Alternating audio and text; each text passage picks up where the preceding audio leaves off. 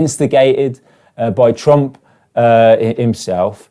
And now, since then, we've seen a deployment of the National Guard, not just in Washington, deployed across the USA in a run-up to Biden's inauguration, in clearly expecting a further escalation of events. Now, really, it'd be interesting to hear the thoughts of yourselves of was this a fascist attempt at a coup that some have claimed? It's really an unprecedented event. We haven't seen these sort of events since 1814 when the British attempted to burn down the Capitol building. But just your thoughts really on what occurred and what was this really and how did it develop? Tony? Well, I think just please be good to hear from Nick and Elizabeth, of course, on the ground. But I mean, it was unprecedented scenes that took place, with the storming of the Capitol Hill. And I mean, as you say, it's not been seen since the whole period. And I think the first point that I would make is that those events have absolutely terrified the US ruling class.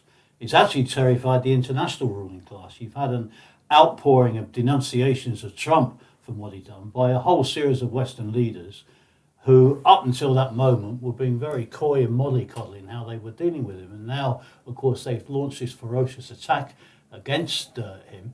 And it's because they're terrified of the events that are unfolding. The majority of the US ruling class wanted Trump out. They'd had enough of him. And events were spiraling out of control. Now, of course, it's become a bit of an international debate, what exactly took place there. Now, was it a coup? Was it a fascist coup? Or what was we seen taking place? Now, I would say if you look at what took place there, then it wasn't a coup in the sense of a military intervention. It was clear the vast majority of the high command of the state machine in the US were completely opposed to that. They wanted Biden in the presidency and they weren't prepared to go along with stopping. What was taking place with rank and file policemen around Washington is a different question than some other aspects of it. But nevertheless, that was the general position. But we've got to put it in the context, not just of what happened on the day, but what's happened before. And in effect, through a whole series of movements since the election, you had the Black Lives Matter movement, then you've had the election campaign, Trump was defeated, and he's instigated a whole series of measures. Legal challenges in the Supreme Court, 62 legal actions taken out. Texas state took action endorsed by 127, I think, congressmen to try and thwart the election result and get it overturned. And in that sense, then he changed leading elements in the executive, trying to get his more committed supporters in. And it was, from that point of view, there was an element of a coup has been prepared here, not in a military sense, but in more, if you like, in a parliamentary, judicial sense, as we've seen in other countries. So it failed, and he wasn't in a position to have the forces to carry that off, but we've seen coups like that fail before. Now, was it a fascist coup? Well, I think you've got to look at the whole thing, because some here, I'd be interested to hear what Nick and Elizabeth say, well, all the Trump supporters are fascists. Now, within the Trump movement in this broadest term, you have far-right militias, you have the Proud Boys, they have a fascistic element about them. There's no question about it. You also have some racists involved in that as well. But you also have a lot of people who voted for Trump that you couldn't put in that category. They were just voting for Trump out of desperation because they saw no alternative. He was seen as anti-establishment.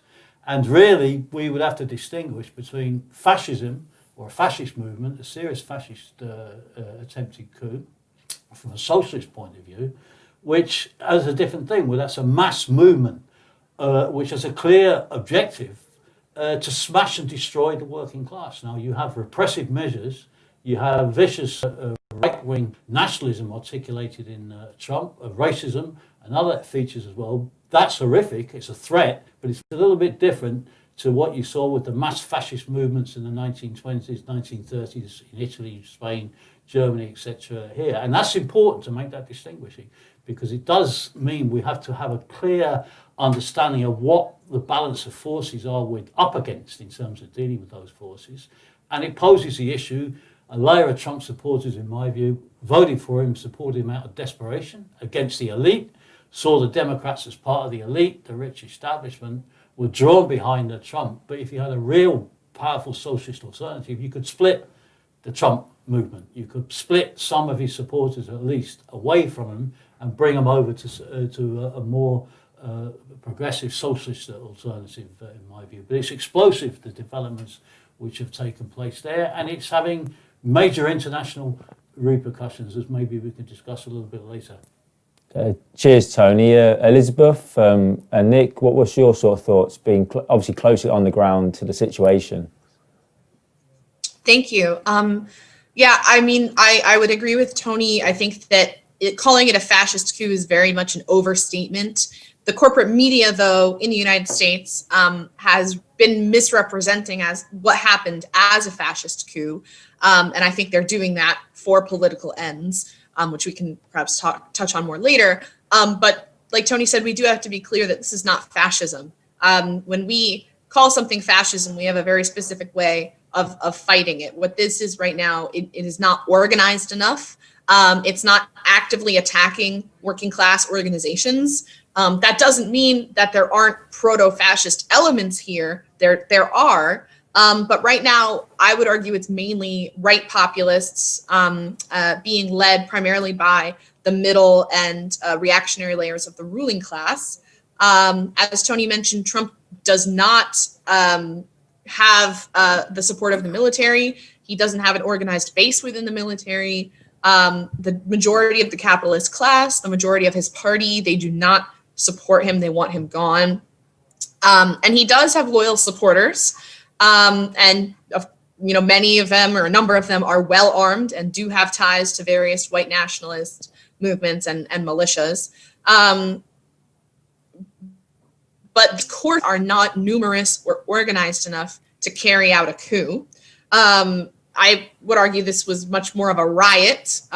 There were only a few thousand people there actually protesting, and only a few hundred entered the Capitol building. So it's not a mass right-wing movement, and the intention was to protest what these supporters viewed as, like a miscarrying of democracy. And so, their intention in protesting was not to overthrow the government, as I think a coup would, that would be the intention of a coup, and that was not the intention here of the majority of the people there. There were definitely a minority who then, stormed the Capitol building. So I think also, this is very alarming. As you mentioned, it's unprecedented. But it's not fascism, and calling it fascism has dangerous repercussions, because the better we are at identifying what this is, the more equipped we are to fight it. It's right populism. It has Bonapartist elements, and what I mean by that is just Bonapartism is kind of this really popular, charismatic person representing the values of the people, but really not. And I think this kind of gets into what Tony was saying. Not all Trump supporters are fascists. In the United States, lesser evilism is very strong, and it cuts both ways. People may have voted for Trump because they viewed him as the lesser evil to Biden. There's a section of the working class that supports Trump because they do view him as not being part of the political establishment. So we can call this phenomenon, Trumpism, right populism, but it isn't fascism. We aren't there yet, and hopefully, we won't have to get there. That doesn't mean, though, that it couldn't grow into fascism under the right political and economic conditions. But, the best way to fight the ultra-right is by organizing the left and providing an alternative. Right populism right now does have the economic conditions to grow, especially given the lack of alternatives to the capitalist crisis. The Democratic Party does not offer anywhere forward, which we can talk about later, and is not offering really anything new right now. Cheers, Elizabeth. Nick? Yeah, so I think the first thing that we have to start off with is, in terms of analyzing what happened and everything, there should, be no mistake about it. This is not intended to downplay the seriousness of what happened, right? There were deaths associated with this. There was violence, and of course, it being organized by far right elements, especially the storming of the Capitol. Right, it needs to be combated. So I think there's a few things that I wanted to touch on.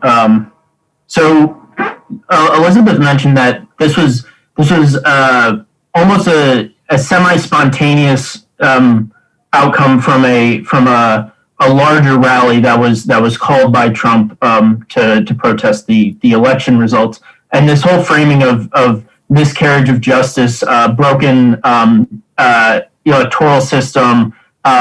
This is something that Trump has actually emphasized in the past in his initial campaign, in his re-election campaign. Right, the system is rigged. He claims it's rigged against him, and broken clocks right twice a day. When they're protesting what they see as an undemocratic structure, that was the Electoral College sitting and approving the results of the election. And the Electoral College is, of course, an incredibly anti-democratic institution.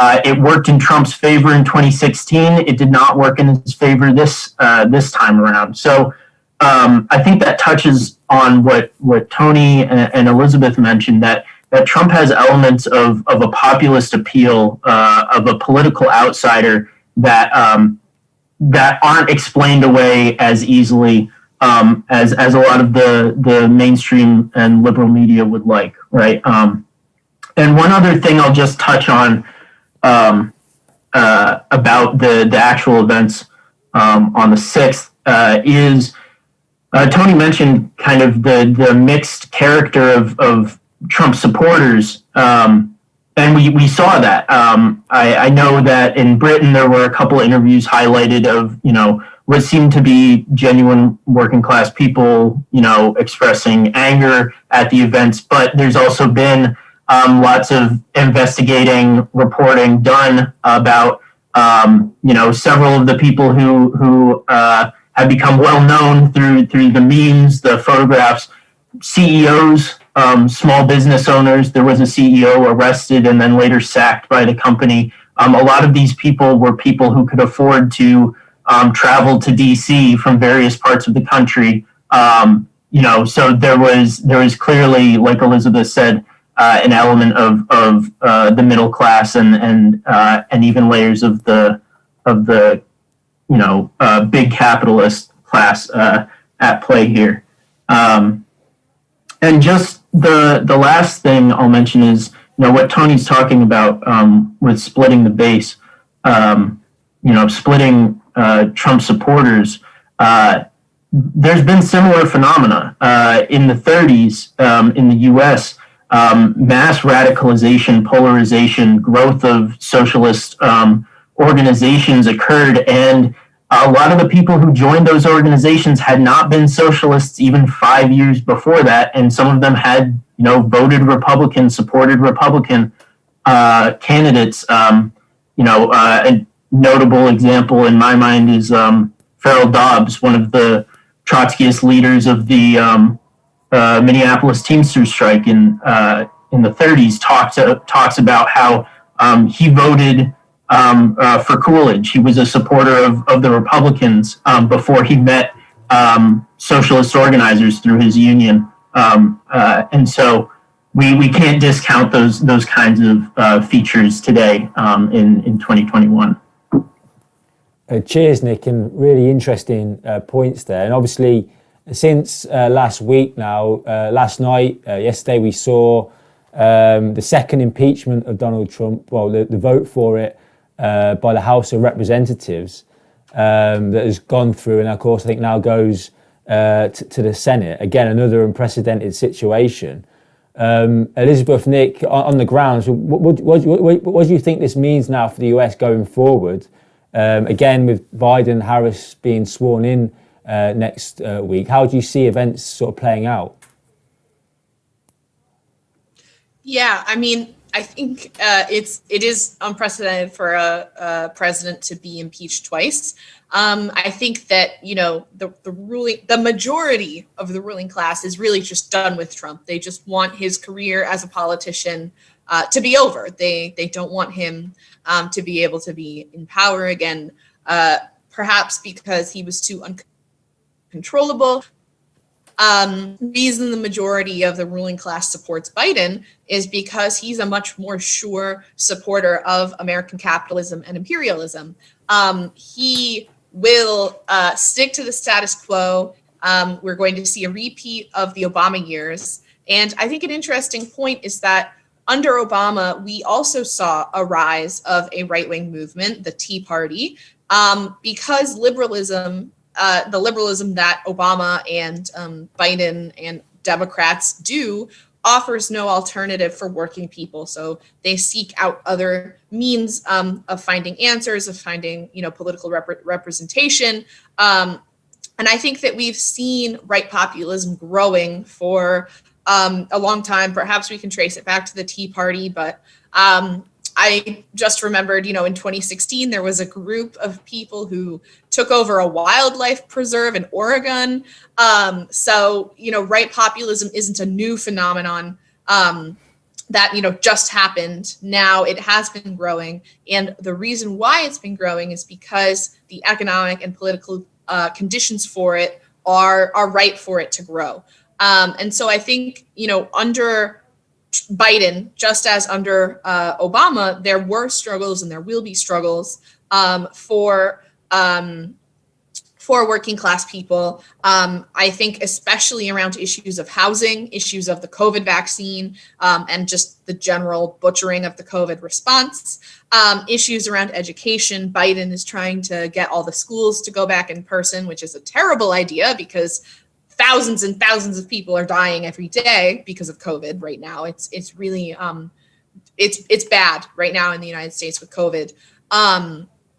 And so, I think that what we're going to see in the future is a lack of work by the Democrats. And, I think that is pretty obvious because they're a capitalist party. They want to continue capitalism, which is not going to be good for the working class. So we need to bring groups on the left, community groups, unions, and just workers and youth together to build a new alternative to the Democrats. That's the best way we're going to be able to fight the rising far right. That's the best way we're going to be able to fight for what we need. We can look back at the Charlottesville right-wing riot, and then there was a right-wing protest in Boston of a couple hundred people, and 40,000 people came out to stop it. That's the response that we need to what's going on here. And one point that I wanted to make is that this event that Trump, initiated was planned. People knew about it. And the Democratic mayor of Boston told people to stay home. She was like, let the police handle it. Well, guess what? The police didn't handle it. They did a terrible job. If you compare it to how they respond to Black Lives Matter protests, where, they're firing tear gas and rubber bullets. Here, they didn't do that. Another thing worth noting is that another aspect of who was at these protests, it wasn't just small business people and CEOs, but there were a number of cops there as well, going personally, not to protect the Capitol. So, it's clear that the Democratic Party offers no way forward. They're like, let us just keep doing our thing. And what they're doing is the exact reason why these things are being able to grow and are happening. Cheers, Elizabeth. Anything to add, Nick? Yeah, so just on the impeachment question, and sort of this being the Democrats' response to what happened. So Trump is now officially half of all the impeachments that have ever happened in the U.S. I think that's a minor thing, or it seems like a minor thing. But what it emphasizes in a quick sort of soundbite is that this is just a continuation of what we've seen at play, not only in the U.S. but internationally, of the loss of face, the loss of authority experienced by traditional capitalist parties and legal systems and governments around the world. The political polarization at play means a crisis of legitimacy for capitalism and its political system. And so this impeachment effort for Trump, yes, it's the Democrats able to score some points. It's a relatively not risky thing. We saw that they were able to impeach him before, and literally nothing happened, but they won some goodwill for that. There are some obvious benefits to impeaching Trump. He wouldn't be able to run again. He wouldn't, he'd lose his pension and all that stuff. But that's small potatoes. That's focusing on stopping Trump rather than the political movement that he represents. But I think the other way to see the impeachment effort is it's an attempt by the capitalists to limit the damage that's being done to the legitimacy of the political system here in the U.S. I mean, you've already had with 2016 and with 2020 a series of hotly contested elections full of crises, of demonstrations, of just how undemocratic, how rigged the system is. And you've seen Trump, really run rampant over all the established norms and conventions of how an American president should be. So this is really, I think, an attempt. They want to impeach him because they hope that'll put an end to it, and that'll be the last blow to the system, to the legitimacy of the system that they experience, which is not going to be the case, even if the impeachment attempt is successful. And I think the last thing on the impeachment, this has the potential to further divide sort of Trump's base and the right wing, and we've already seen that around some of the events with different elements of his supporters opposing the violence or denouncing the killings or the occupation, and so there's an element of that at play here as well, I think. Cheers, Nick. I mean, Tony, like Nick and Elizabeth said, Biden and Harris being sworn in next week. Clearly, there's the capitalist class are fearful for the legitimacy of their own system. How do you see it playing out?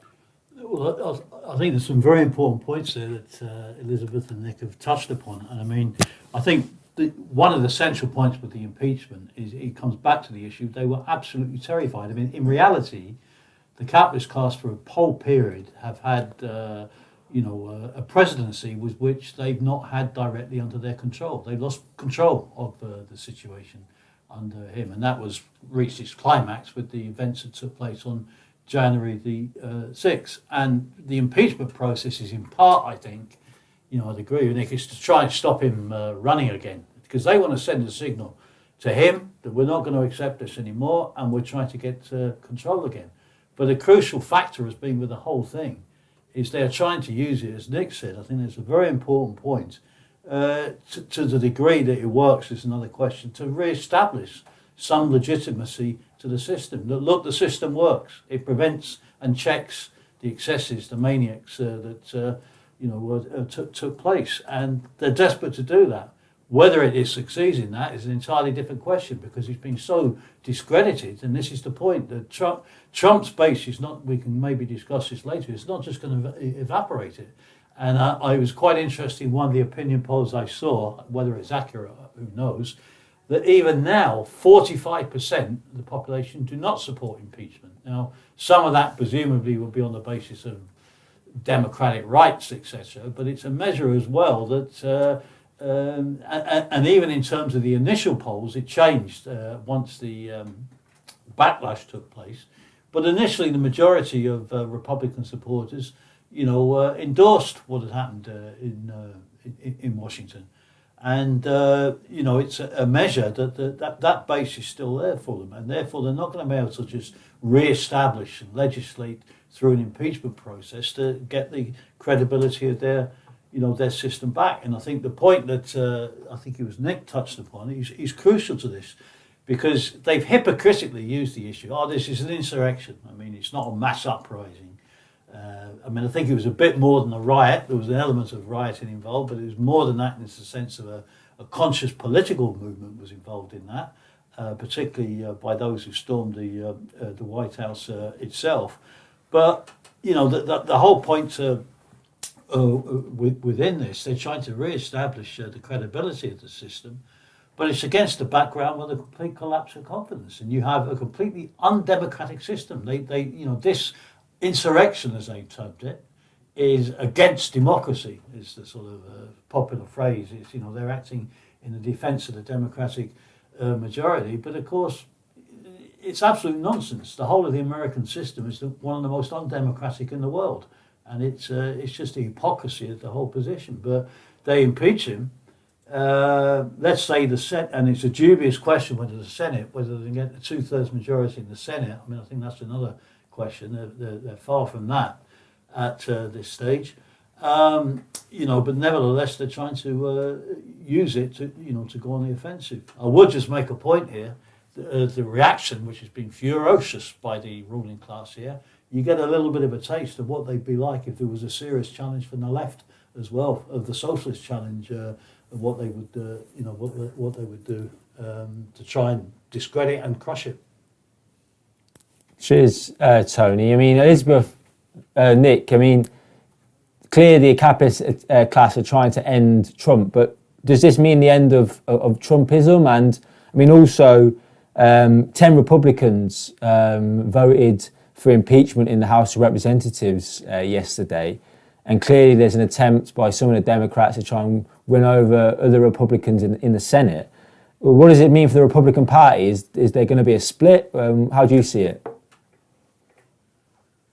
I mean, even though Trump won't be in office anymore, Trumpism, the political movement that brought Trump, or the political tendency that brought Trump to power, will definitely continue. I think Trump represents right populism. There is definitely a cult of personality around Trump, but the conditions that laid the ground for Trump's popularity still exist. And, you know, if we think back to 2016, the ruling class was just absolutely shocked. They were shocked again in 2020 at how popular Trump still is, even though, I mean, in terms of the election vote, which, you know, we have to qualify, not all Americans voted in the election. I think that, you know, the Trump's outsider status, his pointing out of things that are wrong, which is occasionally right. So, for example, pointing out how undemocratic the Electoral College is, like, yes, but your solutions and how you're pointing it out are not correct. And he obviously does not have the interest of working people. But, you know, I think that the conditions that gave rise to Trump are not going away anytime soon. Will definitely continue under Biden. Trump presented himself as a political outsider, opposed to your political elites, and I think opposed also to this kind of like proceduralism that so often holds back things from getting done. And, you know, he pointed out the constant deadlock in government. Biden, on the other hand, is now all about bipartisanship. However, we have to, you know, note that bipartisanship will mean the Republicans and the Democrats coming together to implement austerity, imperialism, and other anti-working class measures. So, you know, these are some elements of Trump's popularity. But, you know, again, we have to be clear that while some sections of the working class did support him, some union members did support him, the majority of his support is coming from the middle class, the downward middle class, and some sections of the reactionary ruling class, many of whom are being, you know, affected by the economic crisis and are turning to reactionary ideas like xenophobia and racism and other kind of tacit ideas that Trumpism explain their declining position. And, you know, we would obviously explain these very evident contradictions in capitalism with a socialist analysis. fighting for a true democracy, a workers' democracy, fighting for a real COVID relief package, fighting for public housing, rent moratorium and forgiveness, et cetera, real policies that will actually target where the roots of this political movement are coming from. And in terms of the Republican Party, it's becoming more and more evident that there are two wings in the Republican Party. There's an extreme right, those who support Trump, but then also those who are to the right of Trump, people like Tom Cotton, who try to play into like respectability politics a little bit more and like respecting the process or whatever. And then on the other hand, you have more moderate people like Mitt Romney or John Kasich, both of whom endorsed Biden. And then I would also argue, they're pretty indistinguishable from the right Democrats.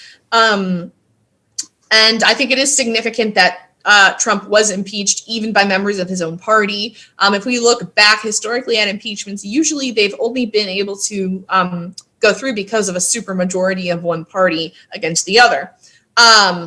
And so I think that the Democrats are going to want to be working with the Republicans in the future. Is a split possible? Perhaps, but it would be very, very serious. It's been a very long time since one of the two major capitalist parties has seen any sort of fissure or split of any substantial nature. So that would be a very serious thing, I think. Thanks, Liz. Thanks, Elizabeth. Nick? Yeah, so I think this end of this question of is this the end of the Trump era? It may be the end of the Trump era in terms of Trump's name and personal brand being attached to it, right? Like Elizabeth was saying, but it's far from the end of the right populism, the semi-fascistic elements. All of those, to put it very bluntly, the economic crisis of 2008 and the total failure of the Obama administration to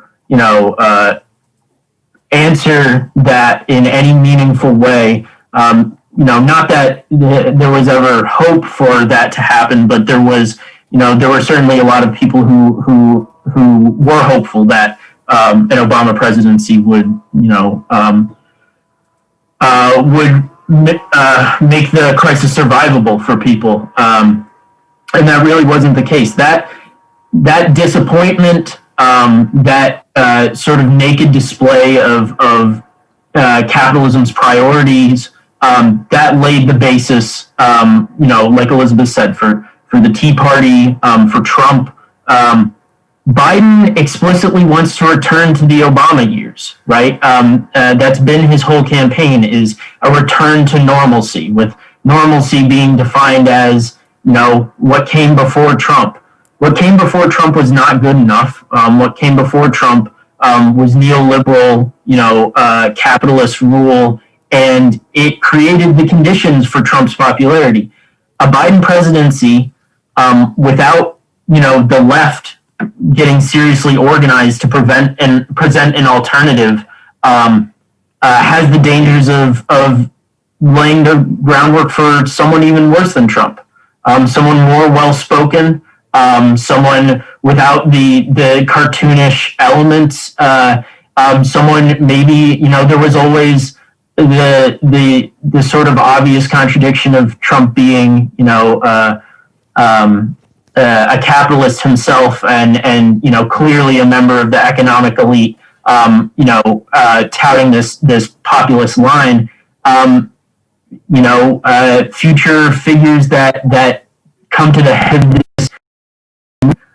may very well come from sort of the quote unquote grassroots, right? They may not have those obvious contradictions. They may be able to garner much more support.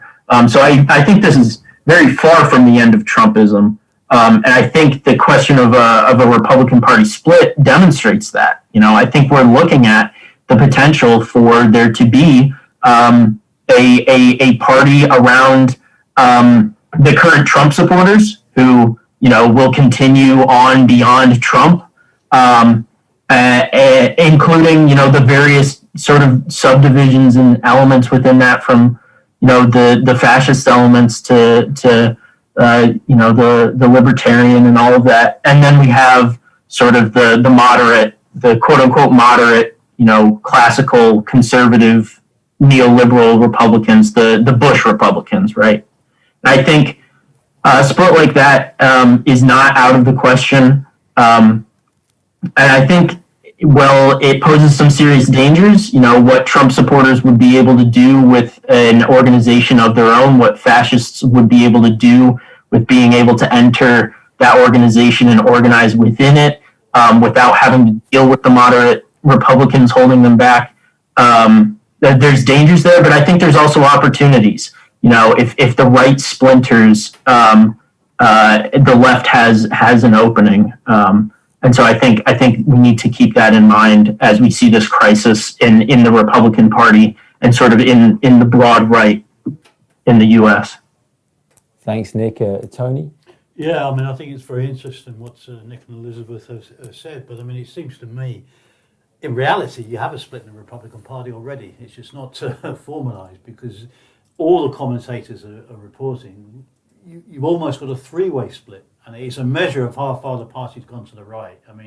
Even Nick's comments there that the Bush wing is now seen as the moderate wing of the Republican Party. The very fact you have the likes of Cheney, etc., regarded as the saner representatives of the Republican Party, says a lot in terms of the political evolution of it. But it's like you got that layer, which are desperately fighting to maintain the control, but then you've got the hardline Trump supporters within it who are absolutely committed, and you've got a layer probably in the middle. And really it was reflected in the vote for the impeachment. They've all gone on and made a lot about the fact that 10 Republicans voted for the impeachment and 4 abstained, something like that.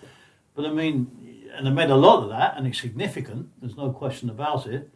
Nevertheless, how many Republicans are in the House? There's about 200, isn't there? Something of that character. So, the majority still went very clearly for the impeachment. Had it been a secret ballot, maybe there would have been a few more votes for the impeachment. But there's a layer come in for the first time who are utterly dependent on him. Now, whether it comes to a formal split, who knows? But they got major problems. And I think that, what Nick and Elizabeth have emphasised is absolutely right. That even if they nail Trump down, if they do him, if he's subject to prosecution, I think there's all sorts of judicial procedures that are possible because of his financial problems, the debts that he's got and he's been involved in. You couldn't even rule out a prison term, at a certain stage under some of that. And there's been a certain backlash amongst a layer of his former supporters about what's happened. But the basis there, Trumpism without Trump, is going to be an ongoing phenomenon that we have in the US society, and I would say not just the US society, it's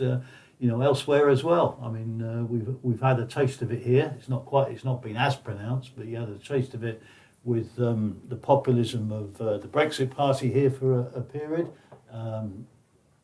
With Farage, who was of course over in Washington, licking Trump's boots at different stages. But that appears to have come to an end. Farage has been quite quiet about events here, about what's happened in Washington recently. But all of that's in the mix, and it's a measure of the crisis you've got in U.S. capitalism. That if they have this split in the Republican Party, which I think, as Elizabeth said, would be a major thing historically, that's a major blow for capitalism. It means they've had 2 major parties that they've just ruled through. One of those splits and divides. It leaves them in a very far weakened position. And the issue is, which maybe we move on to into the discussion, of course, how a lot of this develops. It's not fully clear at this stage. We're in a moving situation. Really, you have, politics is war, in a sense. And in this situation in the US, all of the wartime analogies apply. And war also has many of the features, of revolution as well. And you have it here. There's a struggle, an element of revolution, counter-revolution. The splits and divisions are opposed in all of the different forces. And it's not settled in terms of how some of it, will unfold and break definitively in the next period. But a lot of it, and this is where we come into the crucial question, is what happens with the Biden administration? What is he going to do in the next period? Biden undoubtedly wants to really be a continuation of Obama, but does the objective condition allow him to do that? That's the key question that we have to answer and maybe explore a little bit in the discussion as well.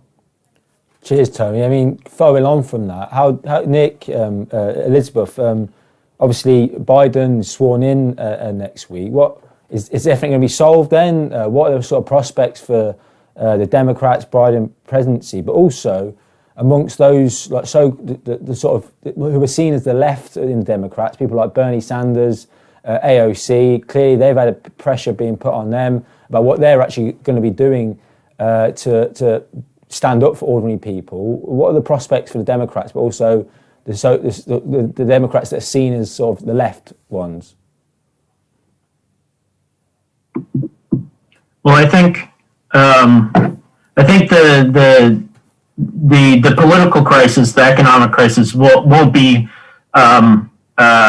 over once Biden steps into the Oval Office, right? And so he is going to face many of the same problems, challenges to his rule that Trump has, and I think with the current situation, with the coronavirus, the economic crisis that was triggered by that, but really has been brewing for a very long time, and the political crisis, it is not going to make for smooth sailing like Biden and the Democrats would want, where they would just be able to automatically revert to sort of neoliberal norms. So I think there's very much a question, as you put it, do the objective conditions allow for the Biden presidency to, administration to carry out all of its goals? One of those goals is to restore the U.S. In terms of its foreign power to the undisputed number one position. Trump's administration was characterized by like you mentioned a loss of faith with other Western leaders, with Western institutions like the UN, NATO, things like that, and stepping into that vacuum, you had to a lesser degree, you had Russia, but to a much greater degree, you had China. In fact, China explicitly saying, if the U.S. isn't going to lead, I think it was the G20 anymore, that China would do that. And so I think a big part of Biden's foreign policy goals would be, to continue to push a harder line on China in the South China Seas and in its economic power in Africa and Latin America. Push back against Russia in Europe, which we've already seen NATO, increasing troop numbers and maneuvers in the Baltic states and Scandinavia, but also, taking a harder line on Iran, Venezuela, Cuba, other sort of traditional, regional powers that the U.S. Tangles with. But like you said, so this is an example of the objective conditions. I don't think the objective conditions would allow Biden to get us embroiled in another explicit, war or very obvious military campaign. So it'll probably be done, through soft power, through other methods. They would like to take a whole lot of measures in the economy to try and prop up profits and alleviate the worst of the crisis for the capitalist class. But I think, like you said, the objective conditions are such that they can't make too many blatant attacks without potentially provoking a backlash. So things like, we mentioned the rent moratorium or the eviction moratoriums and things like that largely could continue.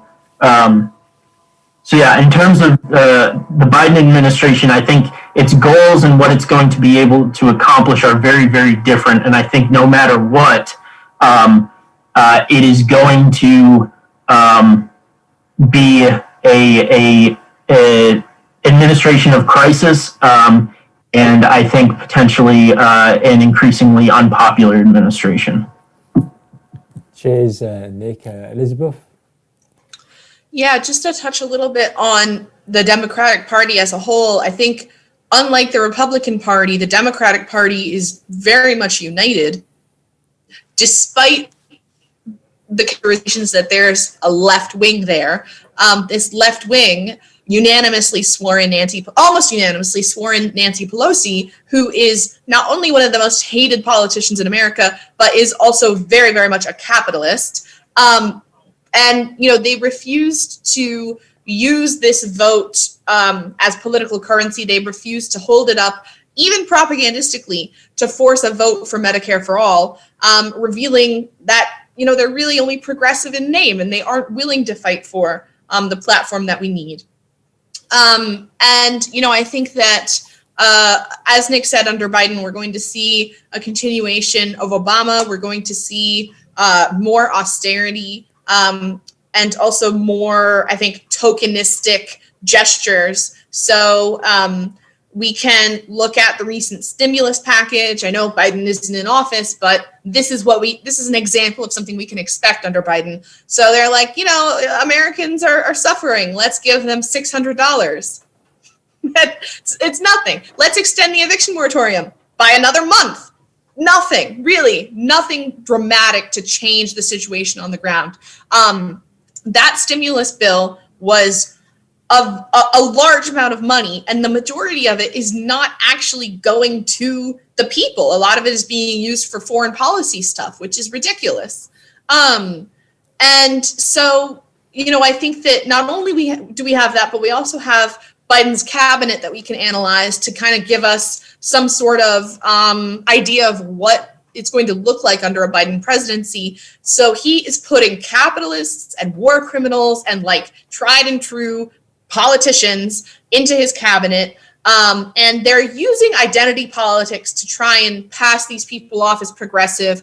Apparently Biden's cabinet is now like the most diverse, which, is fine, but it's also very much made up of CEOs, of people who have been in power and have done terrible things. For example, I think deputy chief of staff person worked with Biden to draft the 1994 crime bill, which has led to the current state of mass incarceration that the Black Lives Matter movement has been, protesting so much. So it's really about like tokenistic representation. It's not going to make any difference to the political, economic, and social oppression under U.S. capitalism. And I also think that I think it's very exemplary of what we're going to see under Biden. We're going to see a couple crumbs, but I think a lot of what's going to happen is austerity. Biden supports cuts to Social Security. He does not support Medicare for all.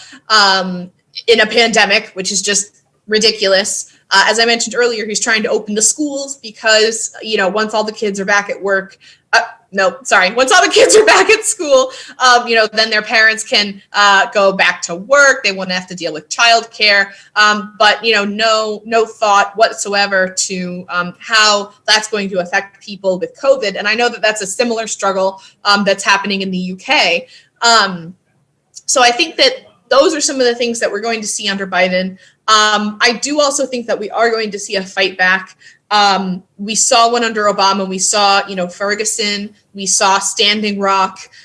So I don't think that Biden is just going to stop people from protesting. There is, I think we've talked about this before, there's perhaps a sense of relief, or there was a sense of relief that Trump is no longer, or will no longer be in power. But people are very wary of Biden. They know what he has done when he has been in power. And I think that we know what to expect.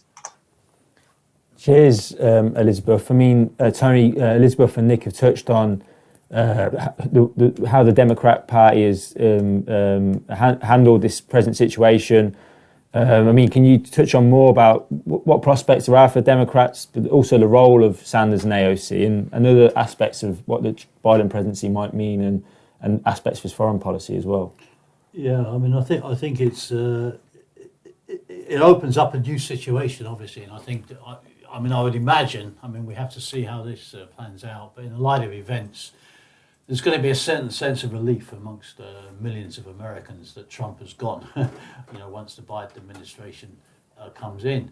And it's going to be facing an incredible crisis. I mean, it's difficult to imagine. It's incomparable to, Clinton coming into power or Obama coming into power. The depth of the economic crisis, the health crisis, the decline of US imperialism, which has taken place, has transformed his entire international position since Clinton, for example, was occupying the White House. We have an entirely new situation. Biden, allegedly from, in inverted commas, the center of the Democratic Party, has no history in terms of pushing for any radical agenda. It's a pro-capitalist position, and that's reflected, as Elizabeth correctly said, in terms of the makeup of his cabinet. And they put a few decorative figures in terms of colour and gender, which doesn't fundamentally change anything. And that's the issue of identity politics. And I listened to an iPod with Glenn Greenwald, who was discussing this, the role of identity politics, and he made a very good point. If you send a drone to bomb Afghanistan, it doesn't fundamentally matter. It's got a liberation flag, gay liberation flag flying from it as it carries out its attack. And, that really sums up the position as far as that is concerned. But I do think we have to be a little bit cautious. Not that Biden's going to resolve anything. He's going to act in the interests of capitalism, but they're going to come under ferocious pressure to increase the stimulus package. I mean, the Financial Times, how much influence that has on the outlook of US imperialism is another question these days, but they are making the point that Biden comes in, he must not just be a repetition of Obama. They're urging him really to go for Roosevelt's program of a New Deal. They use the position of, and to quote the Financial Times directly, Biden needs to go out for all-out structural change, is what the Financial Times is calling for. Now, for us preparing for what is coming, we need to consider that. They may well go for quite a considerable stimulus package of trillions of dollars. I wouldn't rule that out in terms of, in fact, I'd say it's quite likely, given the depth of the crisis, that they're going to go in. They'll pile up the debt a bit more. It's unprecedented now what it is, but they can pile up a little bit more to buy a little bit of time. Now, will that resolve the underlying depth of the crisis? No, it won't. It will mean a few extra concessions and bits being given to workers. Elizabeth made comments about the $600 that are being paid. I mean, it's peanuts. By the way, don't rule out that Biden won't come in and end up paying the $2,000 that I think Trump and others have put on the agenda in the initial period. They could do that as a possibility. But the point that we have to also see is, would it have the same effect as the New Deal as Roosevelt? And under these conditions, that's the key question. Even if they went for this policy, it's not going to resolve the fundamental problems. Because the New Deal, and there's a bit of misconception, the New Deal of Roosevelt had a phenomenal effect. And by the way, it gave a boost, to the growth of the trade unions in the United States. So a massive explosion of trade union membership took place during that. There was all sorts of struggles took place under the New Deal. It partly did transform the economy in terms of the infrastructure that they brought forward. But the key question was the New Deal the issue which opened the way for the unprecedented economic upturn and boom which took place following the Second World War? And that was not the case, because what happened with the introduction of the New Deal, it had an effect, it was key, but the key question that allowed the US economy to reboot was the rearmaments program that was undertaken because of the Second World War that was taking place. And then through that enabled global capitalism to go into a period of massive expansion and an unprecedented period of economic growth. And we're not going to go back to that position. We have an entirely different global situation. US imperialism is in a weaker position. Then, as it emerged from the Second World War, it was the dominant or the emerging, the ascending world power is going into a period of decline. We're not in a position of going for a new world war in this situation. And the stimulus packages that they've done so far are not comparable, and it's unlikely that they will do a comparable stimulus package to what Roosevelt did. What they've tended to do is prop companies up.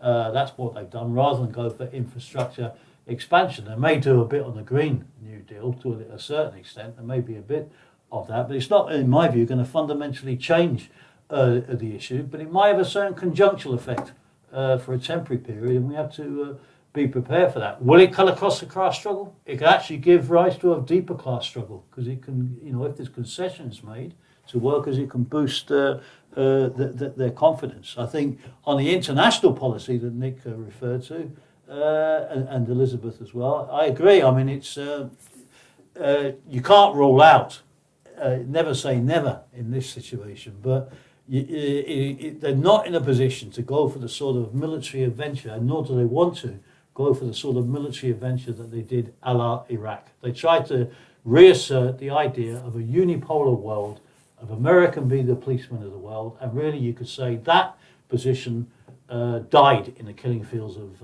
Iraq. We're now in a multipolar world situation, and doesn't rule out regional conflicts, regional wars, US imperialism intervening and acting in a different way, but they've had all sorts of blows. Even Biden now, I mean, look what has happened recently.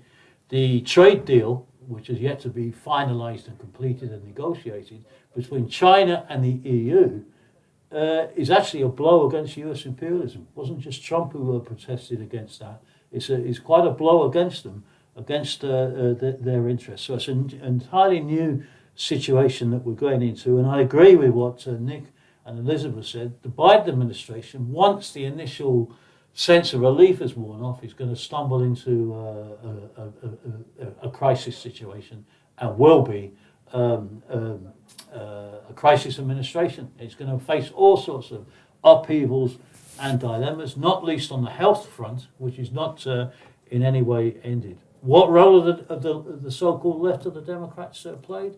Well, I mean, it's been woeful, as we've seen the left here in the UK around the Corbynistas has been woeful in terms of what they've not done. They've channeled it all behind Biden. AOC, Cortez, were not even prepared to force a vote in the House on Medicare for all, because in inverted commas it was too divisive.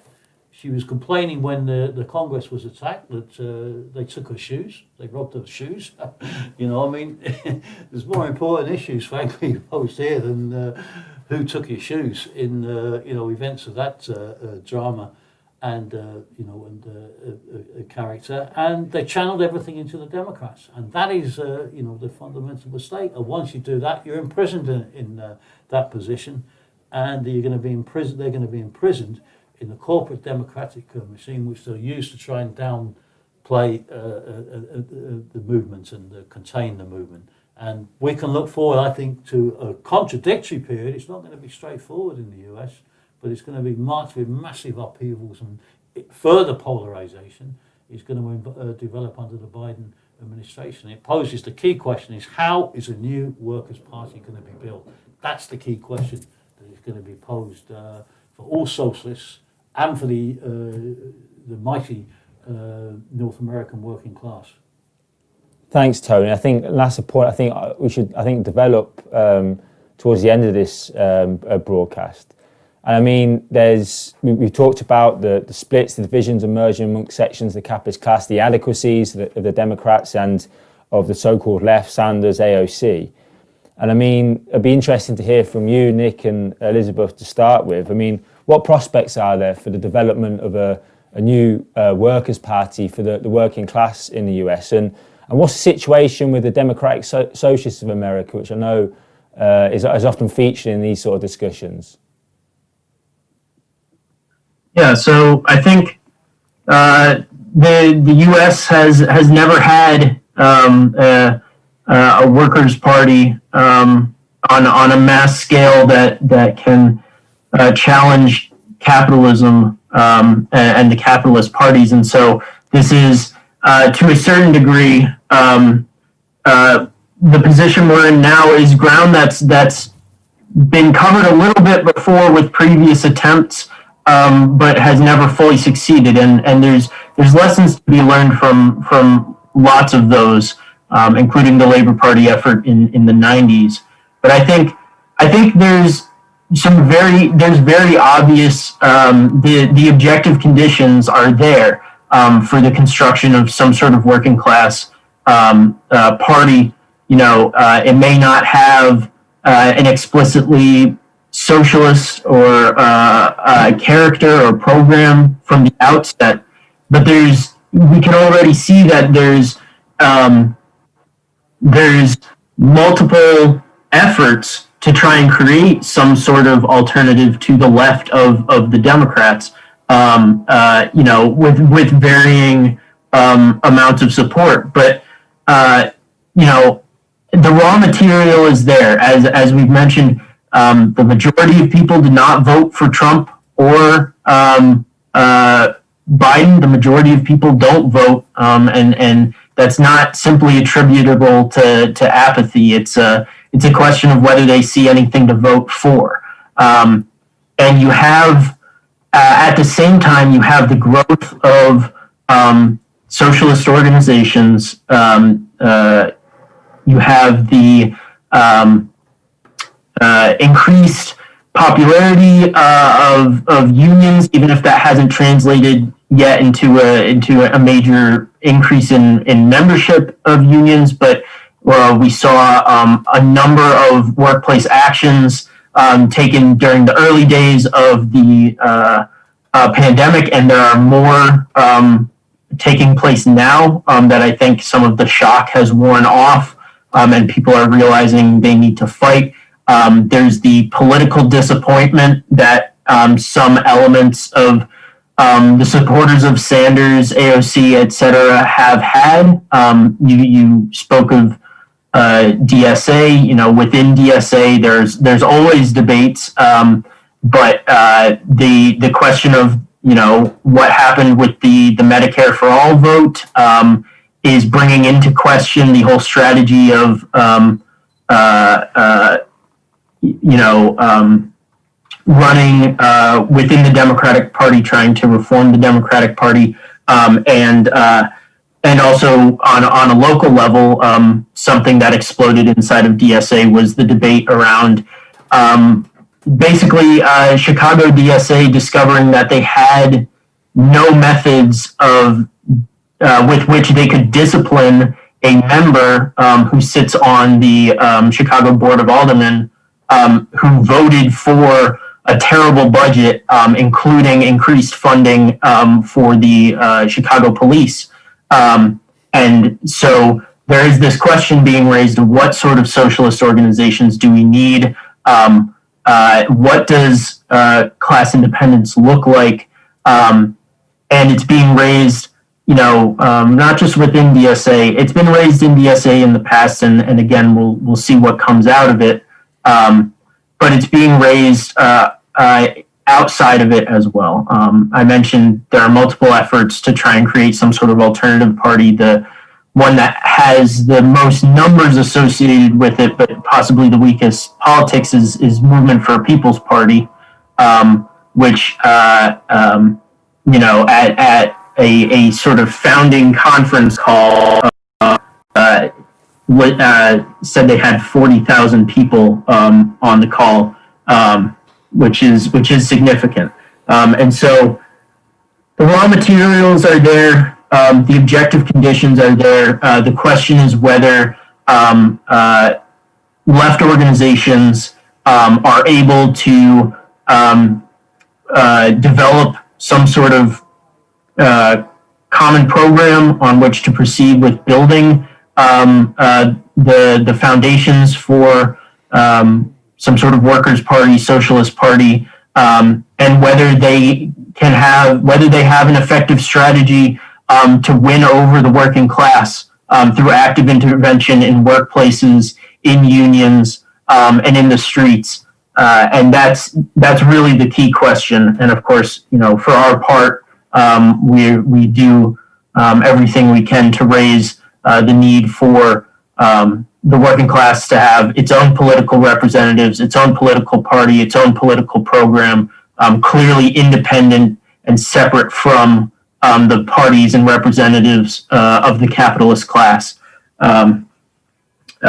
So I think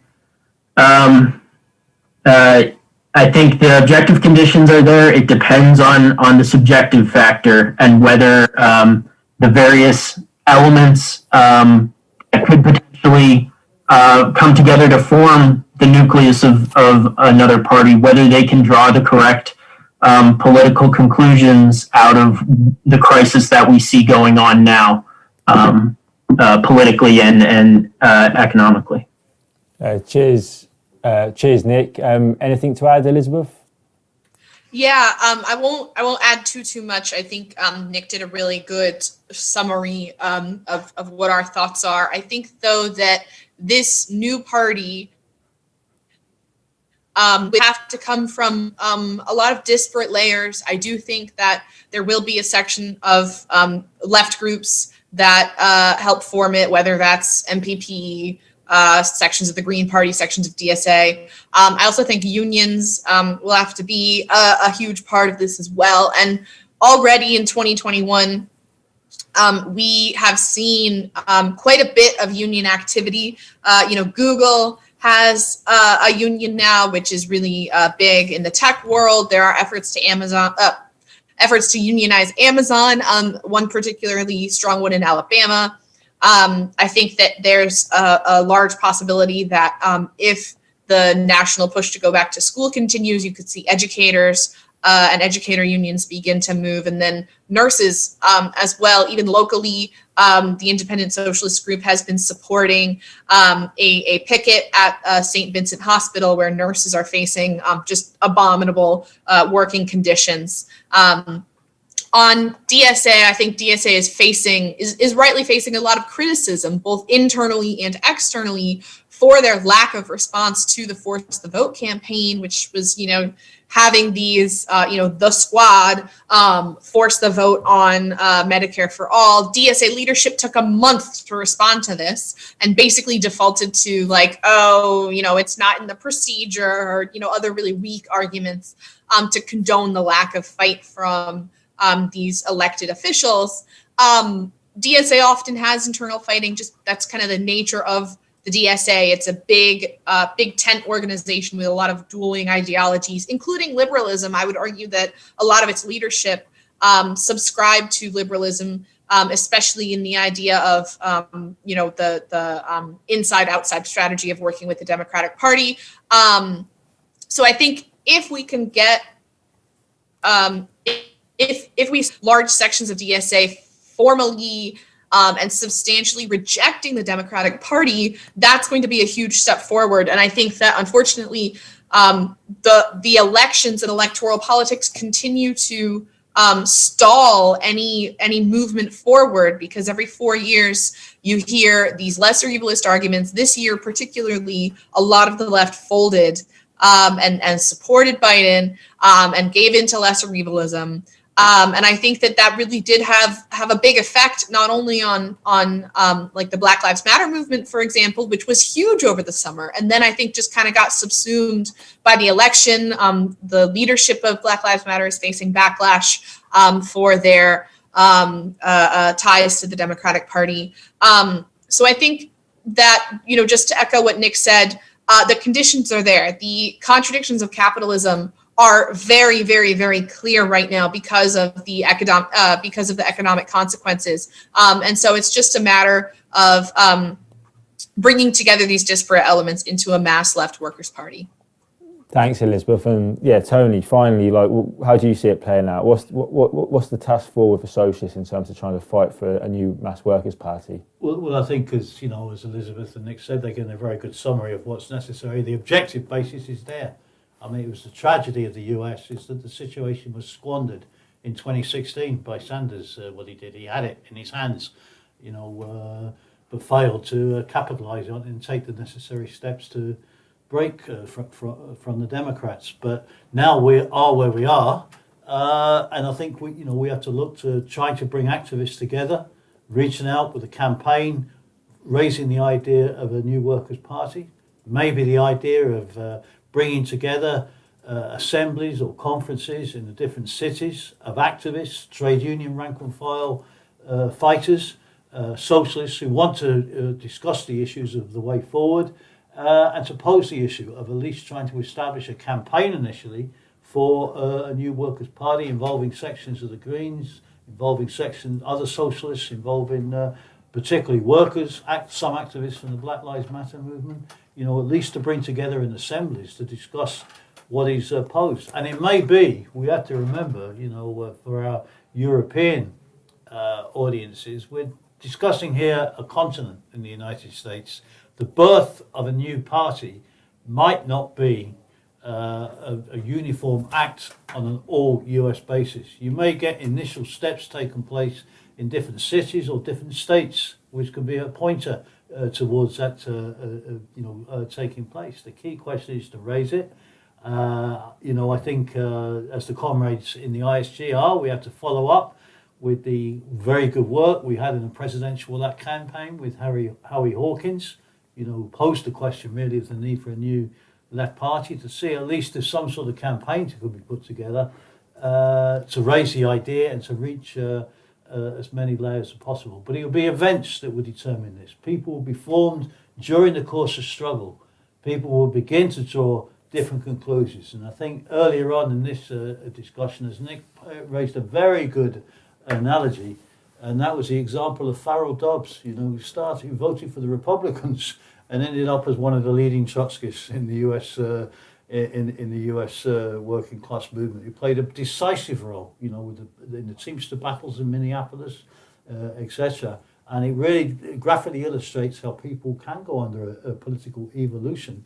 But of course, our task is to assist them in that journey and to reach out as boldly as possible, raising ideas, and the opportunities are going to be there and present themselves in abundance in the US in the coming period as this crisis deepens.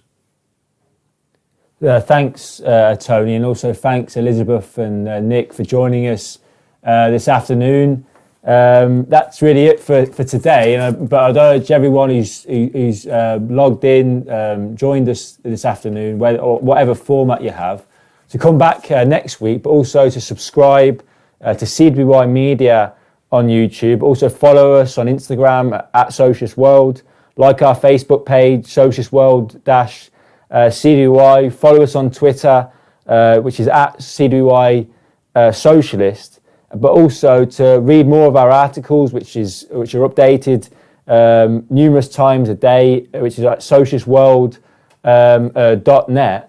And also to think about subscribing to become a patron to the CWY by going on one of the links below, which should be on the screen.